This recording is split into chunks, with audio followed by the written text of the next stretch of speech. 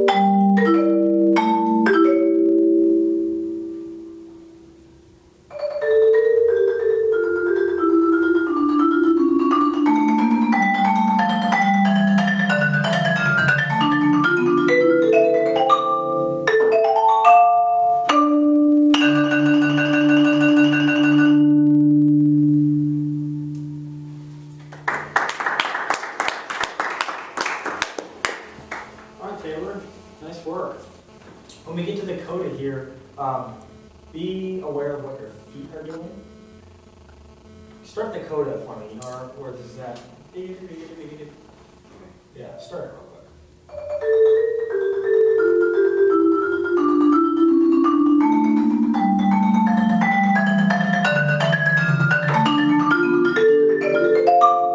Okay, so good accuracy. So instead of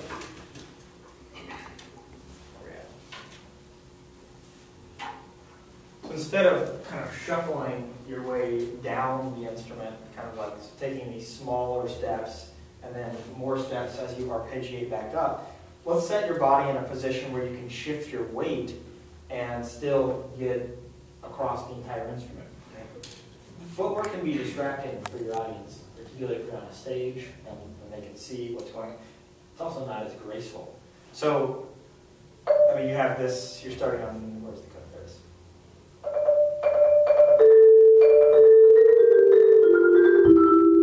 So we have all this. We have this D and it gets how low? To the D sharp. D sharp. Okay. And then you arpeggiate it. So really, it's a 2-octave distance that you're traveling behind it. Which you should be able to accomplish just by shifting your weight over your feet and not taking bigger steps. Try that for me real quick.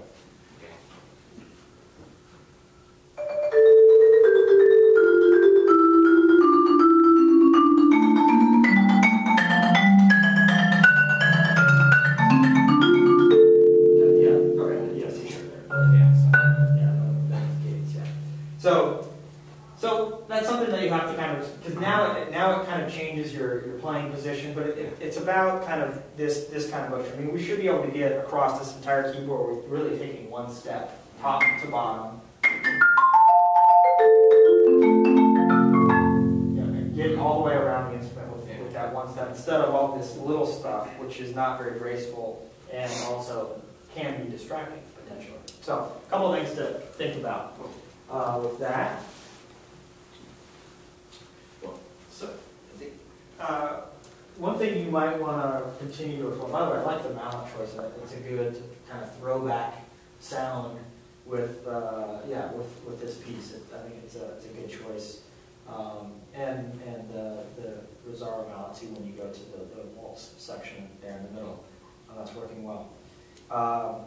The one thing I'd like for you to try a little bit more is to get your hands, your wrists lower to the keyboard. Because right now we're kind of playing like this, as opposed to getting them lower. What is the benefit of a lower wrist closer to the keyboard? Well, better. I mean, your angle at it is easier to hit. Okay, so potentially note accuracy, because you're pivoting closer to that. Okay, what else?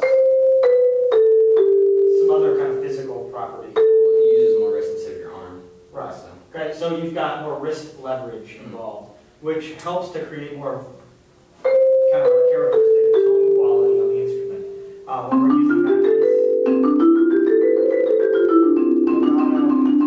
as opposed to this kind of raised wrist. Yeah, which is forcing you to kind of turn your hand over. And this isn't a new idea or anything like that. George Hamilton Green in his instructional course, the bottom of every page says keep your wrist low. And it's for note accuracy, because we can be more accurate when our hands are closer to the instrument. But it's also for leverage, which helps create that full stroke and that legato kind of quality of what we're doing.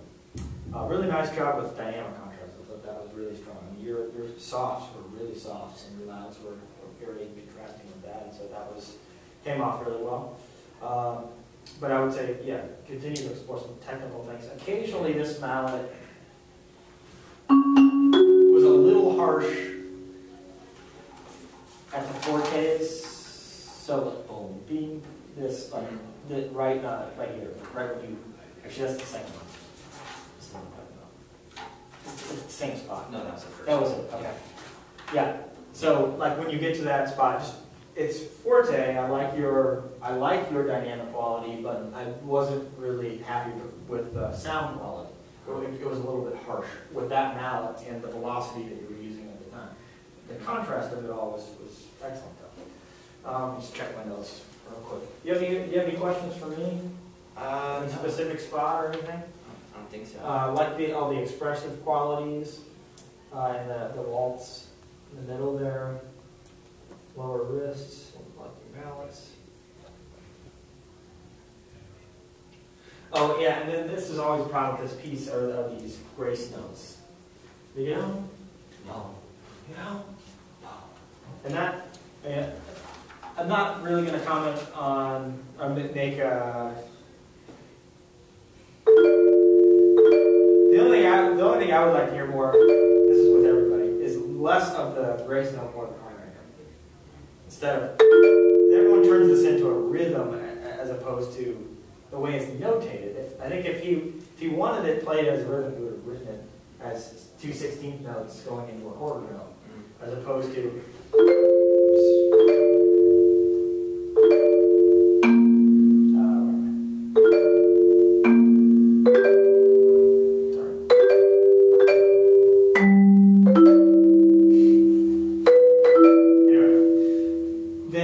So that kind of leads us into that primary note with those grace notes, but also making sure that these, so.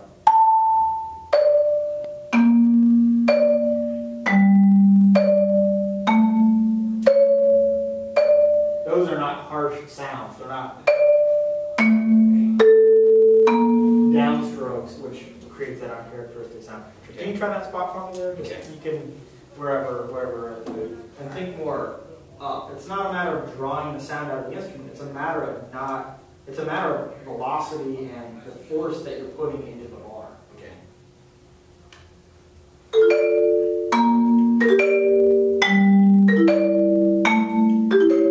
Yeah. So more.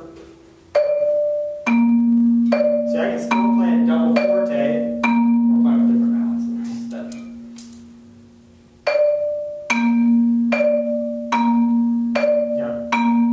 Coming off the bar. So it's something to experiment with. Okay. Good, a couple ideas, but overall, really enjoyed the playing. Thanks for playing for me today. Thank you very much. All right, take care.